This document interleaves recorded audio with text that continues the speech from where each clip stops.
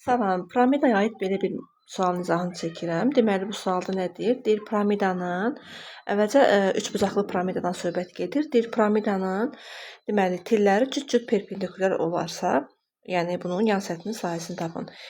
Biz bilirik ki, piramidanın bütün üzləri nədir? Üçbucaqdır. Və cüt-cüt perpendikulyar deyirsə, yəni ki, olacaq burada düzbucaqlı üçbucaqlar. Yan səthini soruşursa, əvvəlcə S1 bərabərdir 4 ilə 3.